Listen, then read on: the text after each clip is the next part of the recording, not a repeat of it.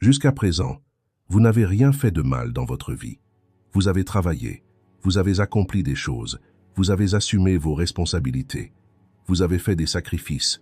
Mais maintenant, vous avez entre 40 et 50 ans, et une petite voix intérieure, discrète mais persistante, vous demande. C'est tout? Carl Jung affirme que ce sentiment n'est pas fortuit. C'est un appel de la seconde moitié de la vie, et il n'y a qu'une seule chose à faire pour y répondre.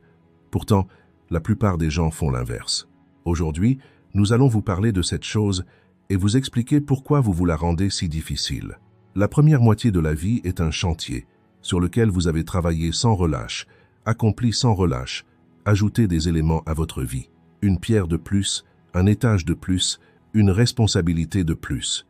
Vous avez bâti une identité, vous avez construit une carrière, vous avez endossé différents rôles, père, mère, conjoint, patron, employé, voisin, ami. Tout en incarnant chacun de ces rôles, vous vous efforciez d'être une bonne personne, de répondre aux attentes, d'éviter de décevoir. Selon Jung, tout cela est nécessaire. Ce sont précisément les choses qu'il faut faire durant cette période de la vie, car c'est le temps de l'adaptation au monde extérieur, de trouver sa place dans la société, de devenir autonome. Jung appelle cela la foi persona, c'est, dire porter le masque que la société attend de vous, que votre environnement approuve, que la vie vous impose. Et ce masque procure d'abord du réconfort, car, en le portant, vous savez ce que vous avez à faire. Au réveil, votre rôle est clair. En rentrant le soir, il l'est aussi. Aucune incertitude, aucun risque de se perdre, aucune question. Qui suis-je? Mais au bout d'un moment, sans même s'en rendre compte, ce masque commence à vous coller au visage. Vous ne pouvez plus deviner ce qui se cache dessous lorsque vous l'enlevez. Et à ce moment-là, quelque chose de silencieux mais persistant commence à s'agiter en vous. Une agitation, un vide. La question, est-ce tout? Cette étrange lassitude qui vous envahit à la quarantaine, cette sensation inexplicable d'étouffement, ce sentiment qu'il vous manque quelque chose, même si tout semble aller bien au réveil, il s'agit en réalité de la fatigue des rôles. Pendant des années, vous avez joué le rôle de la personne que vous devriez être. Pendant des années, vous vous êtes façonné selon les attentes des autres. Pendant des années, vous vous êtes caché derrière ces rôles, parfois consciemment, parfois inconsciemment. Et maintenant, la véritable voix intérieure, cette voix refoulée, cette voix différée, cette voix qui attend son tour depuis des années, veut se faire entendre. Mais au lieu de lui faire une place, vous vous surchargez souvent de travail. Vous vous créez de nouvelles préoccupations. Vous vous concentrez davantage sur le monde extérieur.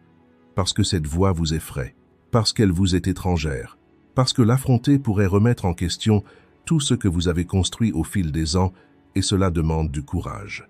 Jung appelle cela l'individuation. C'est un voyage intérieur vers son véritable soi, un abandon de tous les rôles endossés, de tous les masques portés. Ce voyage devient inévitable dans la seconde moitié de la vie. Inévitable, car la vie l'impose. Les enfants grandissent et le rôle de parent se transforme. La carrière stagne et le vide laissé par le succès se fait sentir. Le corps change et la conscience de la mortalité frappe à la porte. Tout cela nous amène à nous interroger. Au fond, qui suis-je? C'est la question la plus importante de l'existence.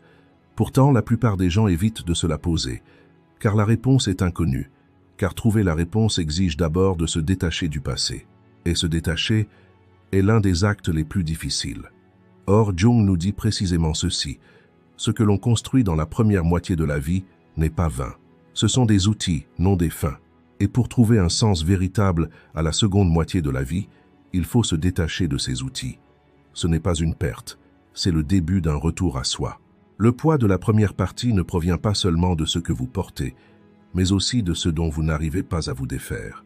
Car s'accrocher à ces rôles, ces identités, ces masques, procure un sentiment de sécurité, et lâcher prise sur tout ce qui nous rassure, c'est s'aventurer dans l'inconnu. Mais sachez ceci, le fait que vous portiez encore, ce poids n'est pas un signe de faiblesse, mais la preuve de tout ce que vous avez donné. Vous l'avez porté pendant des années, vous avez résisté pendant des années. Pendant des années, vous n'avez cessé de dire « encore un petit peu ». Et c'est précisément pourquoi vous ressentez cette lassitude maintenant, parce que tout fardeau, tôt ou tard, aspire à être allégé. Ce que Jung nous rappelle, c'est que ce que vous avez acquis durant la première partie vous a conduit jusqu'ici. Mais aborder la seconde partie avec le même fardeau n'est pas un progrès, c'est une stagnation. Et vous n'avez pas travaillé si dur pour stagner. Alors pourquoi tant de gens s'arrêtent-ils à ce stade? Pourquoi est-il si difficile de se tourner vers l'intérieur? Pourquoi avez-vous regardé vers l'extérieur pendant des années, évitant de vous regarder en vous? Parce que se tourner vers l'intérieur, c'est comme s'aventurer dans l'inconnu. Et l'inconnu engendre toujours la peur. L'esprit humain déteste l'incertitude. Il veut se tenir à l'écart de ce qu'il ne peut contrôler. Et pour la plupart des gens, leur monde intérieur est le domaine le plus incertain, le plus incontrôlable de leur vie. À l'extérieur, vous saviez quoi faire. Face à un problème, vous agissiez. Face à un obstacle, vous trouviez une solution. Face à une attente, vous réagissiez. Vous aviez appris les règles du jeu à l'extérieur, ce qui fonctionnait, ce qui ne fonctionnait pas, comment vous comporter, comment parler. Mais à l'intérieur, il n'y a pas de règles, il n'y a pas de boussole intérieure. Personne à l'intérieur pour vous dire « tu fais ce qu'il faut ». Et c'est précisément pourquoi la plupart des gens se tiennent devant cette porte qui mène à l'intérieur d'eux-mêmes, sans l'ouvrir. Au lieu de cela, ils se réfugient dans l'agitation. Ils s'imposent plus de travail, plus de responsabilités, passent plus de temps devant les écrans, créent plus de bruit, car ce bruit donne l'impression d'étouffer leur voix intérieure. Mais il n'en est rien. Il ne fait que repousser l'échéance. Et comme tout ce qui est remis à plus tard, cette voix se fait plus forte avec le temps. Réfléchissez-y. Combien de fois avez-vous dit « je le ferai plus tard » ? Combien de fois avez-vous dit « je prendrai du temps pour moi quand ce sera fini » ? Combien de fois avez-vous dit « à la retraite, quand les enfants seront grands, quand ma situation sera plus stable » ? Et ce moment est-il jamais arrivé? Non, car ce moment ne vient pas de l'extérieur. Il arrive quand on décide de se tourner vers l'intérieur. Selon Jung, la grande majorité des crises vécues dans la seconde moitié de la vie ne proviennent pas de circonstances extérieures, mais de ce report intérieur. Plus on tarde à affronter ses propres profondeurs, plus celles-ci ressurgissent avec violence, parfois sous forme de maladie, parfois sous forme de crise relationnelle soudaine, parfois sous forme d'une longue période d'angoisse où plus rien n'a de sens. Ce n'est pas une punition, c'est un avertissement que la vie vous envoie. Jung l'appelle un fois « appel intérieur », et cet appel se fait plus pressant à mesure qu'on le rejette. Alors, que signifie exactement se tourner vers l'intérieur? Cela signifie cesser de fuir soi-même. Cela signifie voir les émotions, les aspects de soi-même et les désirs que l'on a refoulés pendant des années en se disant « je ne suis pas comme ça », sans les juger, sans se mettre sur la défensive, sans les réprimer. C'est là qu'intervient le concept jungien de ombre. L'ombre, c'est tout ce que vous cachez dans votre inconscient.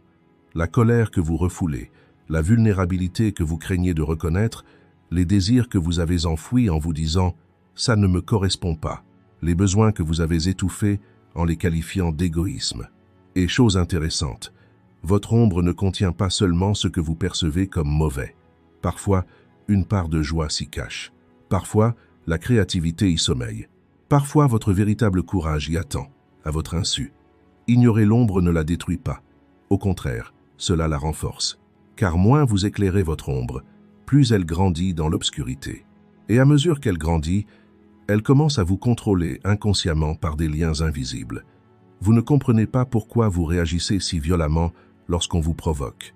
Vous ne comprenez pas pourquoi certaines personnes vous agacent autant. Vous ne voyez pas pourquoi certaines de vos décisions aboutissent toujours au même cercle vicieux.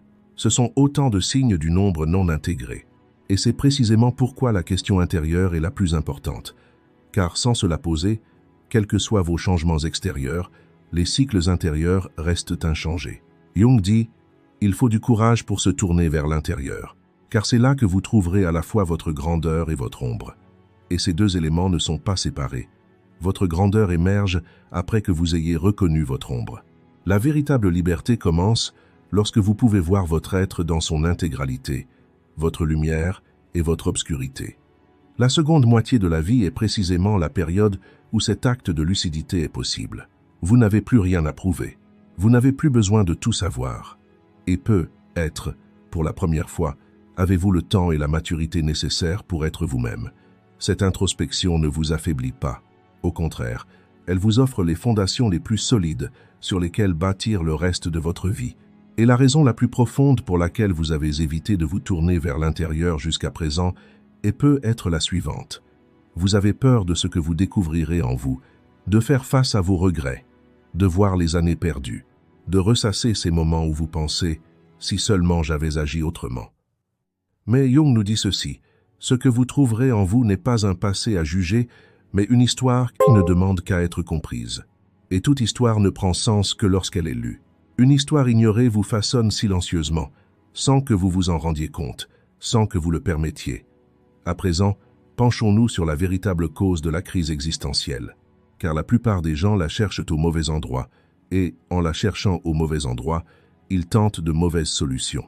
Ce profond vide ressenti à la quarantaine, ce sentiment que rien ne me satisfait, cette impression que même si tout est à sa place au réveil, il manque quelque chose à l'intérieur. La grande majorité des gens cherchent la source de ce vide à l'extérieur d'eux-mêmes. Ils se demandent « Devrais-je changer de travail, de ville, de relation? Peut être un nouveau passe-temps? Peut être des vacances? Et si je gagnais un peu plus d'argent? Si j'avais une plus grande maison? Si je devenais un peu plus célèbre ?» Et ils continuent de courir après ce vide extérieur. Mais ce vide ne se comble pas, car le problème n'est pas extérieur. Jung l'exprime très clairement. Peu importe à quel point on remplit l'extérieur, le vide intérieur se nourrit de sa propre source. Et tant que cette source n'est pas obstruée, il continue de couler. La vérité est la suivante. Durant la première moitié de votre vie, vous vous êtes tellement identifié à vos rôles, à vos réussites et aux attentes des autres que vous ne savez plus où vous en êtes. Lorsque vous êtes un père, lorsque vous construisez votre vie autour des besoins de vos enfants, vous oubliez qui vous êtes, ce qui vous comble vraiment, les moments qui donnent un sens à votre vie. Lorsque vous êtes un chef de carrière, lorsque vous mesurez votre succès à l'aune de la validation extérieure, vous n'entendez plus cette voix intérieure authentique qui essaye de vous dire. Lorsque vous êtes une personne forte, lorsque vous confondez vulnérabilité et faiblesse, vous enfouissez vos véritables sentiments si profondément que vous ne pouvez plus les atteindre par vous-même. Et un jour, tous ces rôles prennent fin, perdent leur sens ou commencent à être remis en question. Les enfants grandissent et le rôle parental se transforme. La carrière stagne et le vide qui se cache derrière le succès devient évident. La retraite approche et vous réalisez qu'une grande partie de votre identité s'est construite sur ce que vous avez fait. Et derrière ces rôles, vous foi demeurez. Mais vous ne vous êtes pas demandé qui vous êtes depuis si longtemps que cette question vous déstabilise. Jung décrit cela non pas comme une mort psychologique, mais comme le seuil de la renaissance. Cela paraît dramatique, mais ceux qui le vivent le savent. Se tenir sur ce seuil est véritablement une expérience de mort. Il est suffocant de rester dans cette zone intermédiaire où l'ancien se dissout et où le nouveau n'a pas encore pris forme. Et c'est précisément dans cette suffocation que la plupart des gens se replient sur eux-mêmes. Ils s'accrochent plus fort à leurs anciens rôles. Ils tentent d'exercer davantage de contrôle. Ils se concentrent davantage sur le monde extérieur. Car franchir ce seuil signifie se soumettre à l'inconnu. Et se soumettre, c'est quelque chose qu'on ne vous a jamais appris durant la première moitié de votre vie. Au contraire, on vous a appris à résister. On vous a appris à lutter. On vous a appris à vous accrocher. Pourtant, au cœur d'une crise existentielle, ce dont vous avez besoin, ce n'est pas de vous accrocher davantage, mais de lâcher prise. Lâcher prise, c'est se défaire des identités qui ne vous correspondent plus, des rôles qui ne reflètent plus votre réalité, des attentes que vous entretenez par habitude, même si elles ne vous nourrissent plus. Ce n'est pas de l'irresponsabilité, c'est de la maturité. Car la véritable maturité ne consiste pas à tout conserver, mais à savoir ce dont il faut se libérer. Et c'est précisément la véritable raison de la crise de sens. Vous essayez de grandir sans savoir comment lâcher prise. Vous essayez de construire une nouvelle vie en portant le fardeau de vos anciennes identités. Mais on ne peut construire du neuf sans démolir l'ancien. Le processus d'individuation de Jung décrit précisément cette démolition et cette reconstruction. Et ce processus n'est pas sans douleur. Mais cette douleur n'est pas une punition. C'est le prix de la transformation. Une crise de sens n'est pas une fin. C'est une invitation, un appel au début de la période la plus profonde, la plus authentique, la plus unique de votre vie. Et pour entendre cet appel, il vous suffit de vous arrêter un instant et d'écouter cette voix. Sachez-le, traverser une crise existentielle n'est pas un échec. Au contraire, ressentir cette crise est la preuve que quelque chose vit encore en vous. Celui qui a cessé de ressentir, qui est insensible, qui est uniquement programmé pour survivre, ne vit pas de crise existentielle. Vous aussi, car une voix intérieure sait que vous méritez mieux. Cette voix est peut être étouffée, peut être épuisée, peut être ignorée depuis des années. Mais elle est toujours là, elle est toujours avec vous, elle attend toujours. Ce que Jung nous rappelle surtout, c'est que le sens ne vient pas de l'extérieur, il se découvre de l'intérieur. Et pour cette découverte, il n'est nécessaire ni d'argent, ni de temps, ni de conditions idéales. Il suffit de décider d'être honnête avec soi-même. Cette décision ne marque pas la fin de votre crise existentielle, mais le début de votre vraie vie. Et nous en arrivons maintenant à ce point crucial, ce point précis qui, soit transforme la seconde moitié de votre vie en une répétition insignifiante, soit l'ouvre sur la période la plus profonde, la plus authentique, la plus unique de votre existence. La seule chose que vous devez faire dans cette seconde moitié de vie, c'est ceci, avoir un rendez-vous honnête avec vous-même. C'est facile à dire, facile à lire, mais le faire, c'est une autre histoire. Car un rendez-vous honnête signifie s'asseoir à la même table que tout ce que vous avez refoulé pendant des années et dire « je ne suis pas comme ça », avec vos regrets, avec ce que vous avez remis à plus tard, avec ce à quoi vous avez renoncé, avec vos désirs inavoués, avec ces questions sans réponse qui vous habitent depuis des années. Et la plupart des gens reculent à ce stade, parce que s'asseoir à cette table est intimidant, parce qu'on ne sait pas ce qu'on y trouvera, et l'inconnu fait toujours peur. Mais sachez ceci, ce qui vous attend à cette table n'est pas un tribunal. Ce n'est pas une voix qui vous jugera, vous accusera ou vous reprochera votre passé. Ce qui vous attend à cette table, c'est votre plus vieil ami, celui que vous avez ignoré pendant des années, vous-même. Carl Jung disait « Si vous ne prenez pas conscience de votre inconscient, il contrôlera votre vie et vous appellerez cela le destin. » Réfléchissez-y. Combien de fois avez-vous dit « c'est mon destin » ? Combien de fois avez-vous dit « je suis comme ça » ? Combien de fois avez-vous dit « c'est trop tard, on ne peut rien y changer, ça a toujours été comme ça ». Aucune de ces affirmations ne reflétait la vérité. Ce sont des phrases construites par votre inconscient. Lorsque l'inconscient n'est pas intégré, non reconnu, non éclairé, il commence à parler en votre nom. Et le langage de ce discours est celui du destin, le langage de l'immuable, le langage du « je suis comme ça ». Pourtant, aucune de ces phrases ne vous appartient. Elles sont la voix des limitations que vous avez intériorisées au fil des ans, des expériences refoulées, de l'ombre non intégrée. Et le moyen de changer cette voix n'est pas de la combattre. Ce n'est pas d'essayer de la supprimer. Il ne s'agit pas de l'ignorer. Le seul moyen de changer cette voix, c'est de l'écouter.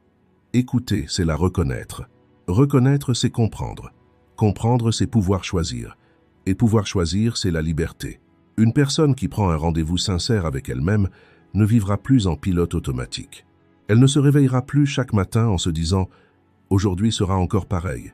Face à une situation difficile, elle comprendra mieux pourquoi elle réagit ainsi. Dans ses décisions, elle entendra sa propre voix, et non celle de quelqu'un d'autre. Elle n'aura plus besoin de l'approbation d'autrui pour décider qui peut entrer dans sa vie. Car une personne qui se connaît se fait confiance, et une personne qui se fait confiance vit sa vie non pas comme une succession de réactions, mais comme un ensemble de choix conscients. Alors, comment prendre ce rendez-vous? Pas en le notant dans un agenda comme une réunion, pas en lisant un livre, pas en assistant à un séminaire. Ce rendez-vous se prend dans le silence. Lorsque vous vous éloignez de la foule, que vous coupez le bruit, que vous mettez de côté les écrans, et que vous vous demandez « que désirais-je vraiment? Que ressens-je vraiment? En quoi crois-je vraiment ?» Ces questions paraissent simples. Pourtant, restées tues pendant des années, elles réveillent en vous quelque chose de profond lorsqu'on vous les pose pour la première fois. Parfois, cela provoque des larmes. Parfois, un long silence s'installe. Parfois, la réponse est « je ne sais pas ». Et même ce « je ne sais pas » est une forme d'honnêteté.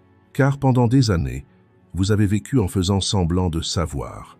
Vous aviez une réponse à tout, une réaction à chaque situation, une réponse à chaque attente.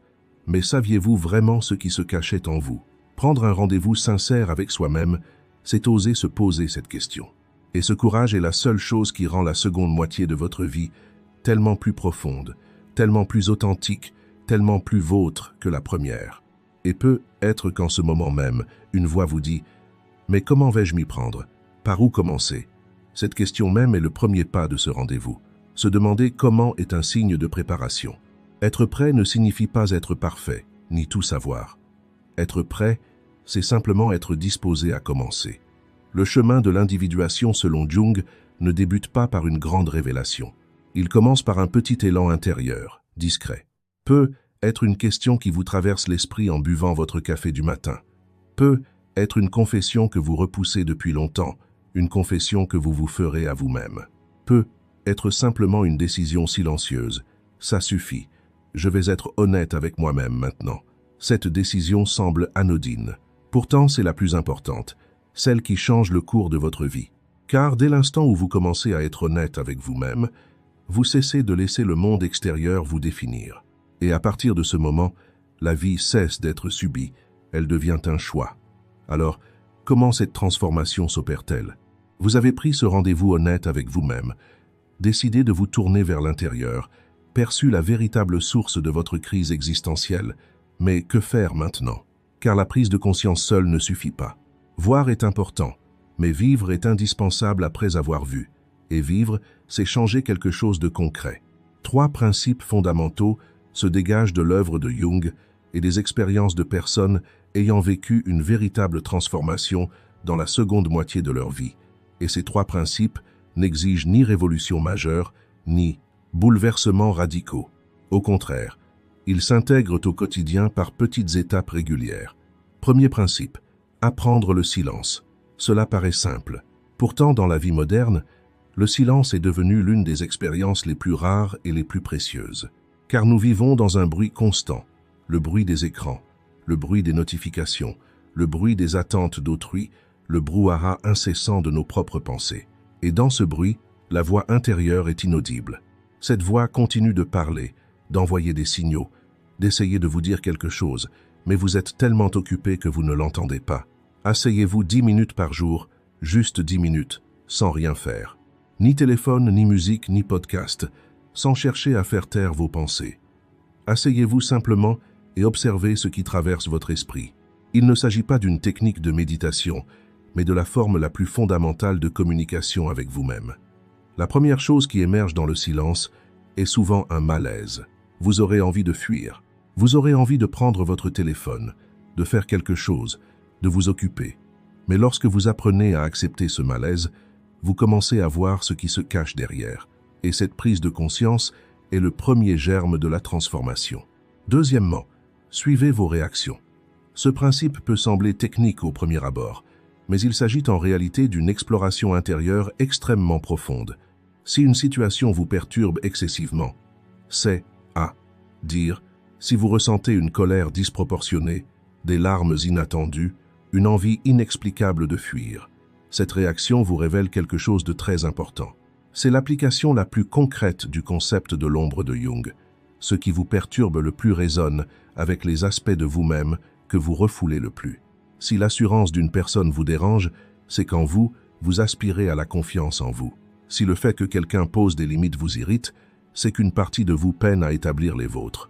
Si la liberté d'autrui vous désole, c'est qu'une partie de vous aspire à la liberté. Vos réactions sont comme des miroirs. Apprendre à se regarder dans ce miroir est l'un des moyens les plus rapides de se connaître. Pour ce faire, après chaque réaction forte, demandez-vous: cette réaction est-elle vraiment pertinente à cet instant précis ou résonne-t-elle avec une part plus ancienne de moi? Souvent, la réponse est la seconde. Et lorsque vous comprenez cette réponse, l'intensité de votre réaction commence à diminuer, car vous n'êtes plus aveugle, vous voyez. Troisièmement, au lieu de vous demander « qui suis-je censé être ?», demandez-vous « qui suis-je vraiment ?» C'est peut être le plus profond des 3 principes. Tout au long de votre vie, vous avez vécu avec l'identité de « qui suis-je censé être ?» Le parent idéal, l'employé idéal, le conjoint idéal, l'enfant idéal. Ces identités vous ont été imposées de l'extérieur, par la société, la famille, la culture, les attentes. Vous les avez tellement intériorisées que la question « où est mon vrai moi ?» est devenue dénuée de sens. Selon Jung, l'essence de l'individuation réside précisément dans le fait de se poser cette question. Chaque matin, demandez-vous « qui ai-je envie d'être aujourd'hui ?» Remarquez, non pas « que ai-je envie de faire », mais « qui ai-je envie d'être ?» Car les actions découlent de l'identité. Si vous déterminez d'abord qui vous êtes, vos actions deviendront naturellement évidentes. Cette question restera peu être sans réponse au début. Vous pourriez répondre « je ne sais pas ». Et ce « je ne sais pas » est honnête, précieux et nécessaire. Car pendant des années, vous avez joué le rôle de celui qui sait. Désormais, l'incertitude est le début d'une redécouverte. Ces trois principes sont interdépendants. Le silence vous permet d'observer plus clairement vos réactions. Observer vos réactions révèle la différence entre le moi que je devrais être et le vrai moi. Et lorsque cette différence se manifeste, la transformation cesse d'être un but.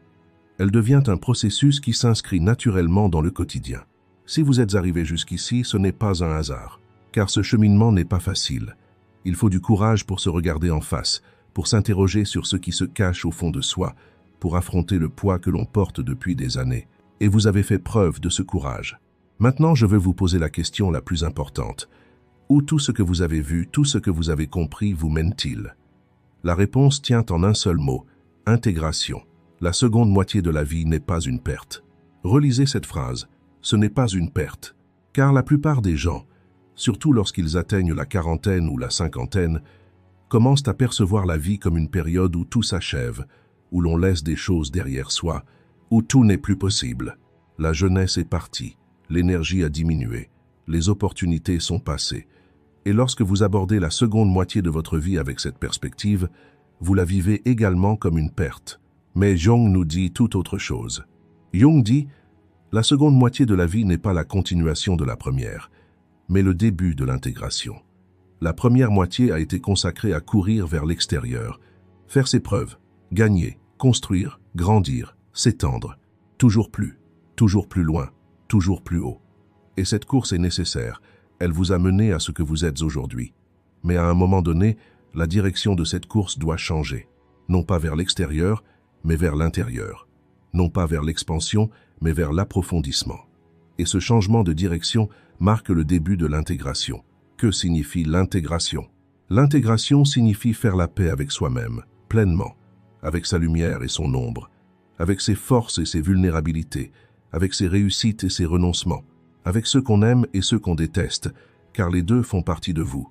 Et rejeter ces aspects ne les détruit pas, vous ne faites que continuer à lutter contre eux. C'est le but ultime du processus que Jung appelait l'individuation. Devenir une personne entière et non fragmentée. Et devenir une personne entière ne signifie pas devenir une personne parfaite. Au contraire, une personne entière est quelqu'un qui accepte ses défauts, reconnaît son ombre et n'a pas honte de ses faiblesses. Car cette personne ne gaspille plus son énergie à se cacher. Ils ne gaspillent plus leur énergie à vivre dans la crainte que leur vérité soit révélée. Cette énergie est libérée.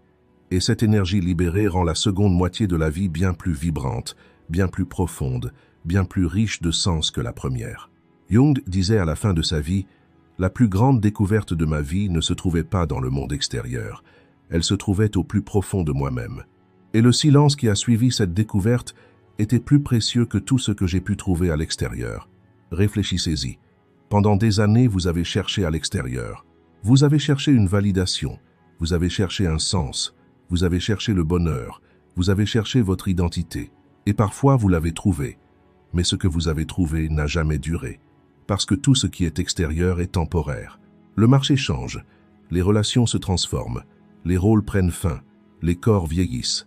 La clarté, pas l'armure, le choix, pas la réaction. Vivre, pas seulement survivre. Voilà ce que l'intégration vous apporte. Et c'est le plus beau cadeau de la seconde moitié de la vie, si vous choisissez de le recevoir. Si quelque chose s'est éveillé en vous en regardant cette vidéo aujourd'hui, écrivez dans les commentaires « Je choisis ma seconde moitié ».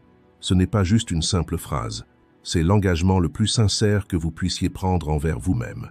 Ceci conclut notre vidéo. Si vous souhaitez nous soutenir financièrement, vous pouvez devenir membre en cliquant sur le bouton « Rejoindre ». Merci.